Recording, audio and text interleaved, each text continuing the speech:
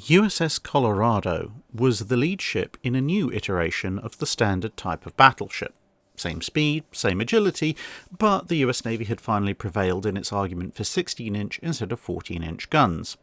She was supposed to be the lead ship in a class of 4 and was laid down at the end of May 1919, launched in March 1921, and commissioned to the end of summer 1923.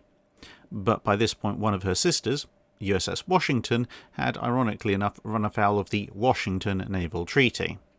Nonetheless, she headed off on her shakedown cruise, which would be the only time she'd be seen in European waters, before heading back for the usual fixes and changes that result from such voyages, and then heading off to her near-permanent station for the rest of her life, the Pacific. As one of the 3 US battleships armed with 16-inch guns in the interwar period, Colorado would often be found in prestigious positions, at or near the head of the fleet during the annual US Navy Fleet Problems, which were large-scale exercises designed to test out new tactics and adapt to potential threats, as well as acting in a flagship role in more mundane duties such as visiting friendly ports and looking impressive for civilians at the occasional fleet review. Whilst minor updates and changes were made to her during the interwar period, the only major change of note in her fighting capabilities was the doubling of her anti-aircraft battery from 4 guns to 8, and a commensurate increase in firepower as the original 3-inch weapons were replaced by the anti-aircraft only 5-inch 25 caliber weapons, which meant that she carried 2 kinds of 5-inch gun at the same time, as her secondary battery was still made up of casement-mounted 5-inch 51 caliber guns for anti-surface work. In the late 1930s, she would be part of the US Navy force that made an unsuccessful search for the missing aviator Amelia Earhart, using her floatplanes to do so, but by the end of the decade she was beginning to show signs of almost 2 decades of wear and tear. Being one of the newest US battleships, the class was last on the list for upgrades, and a long-awaited series of overhauls for them had only been authorised at the start of the 1940s. Thus, in summer 1941, she left her sisters Maryland and West Virginia at Pearl Harbor and headed back to the West Coast for said overhaul. This would prove to be something of a mixed blessing. On the one hand, it meant that she missed the attack on Pearl Harbor, her 2 sisters being caught up in it to varying degrees of severity. On the other hand, it meant that her overhaul, which had started before the attack was launched, was less comprehensive than some others that the standard type battleships would receive, leaving her with her forward cage mast, which was a heavier version of those installed on earlier US Navy dreadnoughts, and it only cut down the mainmast. It didn't replace it. This left the ship with but a single primary rangefinder. There was extensive torpedo blistering installed to improve her underwater defences, as well as the installation of early forms of radar and some light anti-aircraft guns, but her heavy anti-aircraft battery remained as the 8 single 5-inch 25 caliber guns, albeit now with protective gun shields.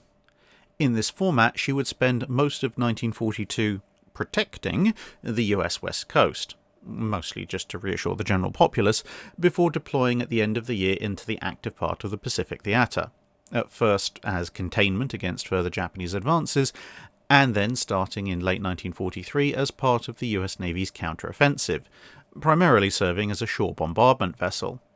Seen as being a bit too valuable to bring in again for quite some time until the newer fast battleships were available in numbers, and some of the more extensive refits to the ships salvaged from Pearl Harbor, including West Virginia, had been completed, Colorado stayed out on these action stations, barring a few quick operational R&R stints, until 1944. Although she gradually accreted more and more light and medium anti-aircraft guns over the course of the war, this particular year would see even more anti-aircraft guns added, along with new radar and fire control equipment, and somewhere along the line a few of the 5-inch 51 caliber secondary guns were removed, but most of these were retained as her 5-inch anti-aircraft guns were still single-purpose weapons. 1944 was, however, also something of a battering year for the ship. During the bombardment of Japanese positions on Tinian, she was hit by almost 24 shells from Japanese 6-inch shore batteries, and then later in the year, off of Leyte, she was hit by a couple of kamikazes. Much of the damage from the former incident was at least made good during her overhaul. At the start of 1945, designs were on the table to refit her again, removing all 5-inch guns of both kinds in favour of 8 twin 5-inch 38 mounts, as well as additional deck armour. But for Colorado, this would never happen.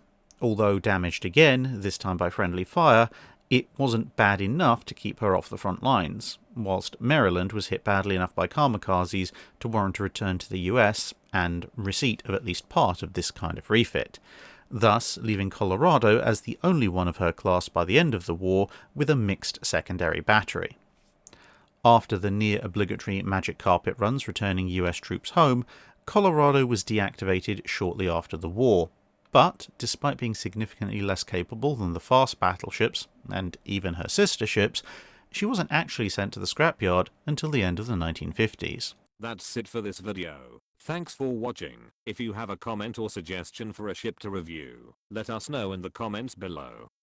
Don't forget to comment on the pinned post for dry dock questions.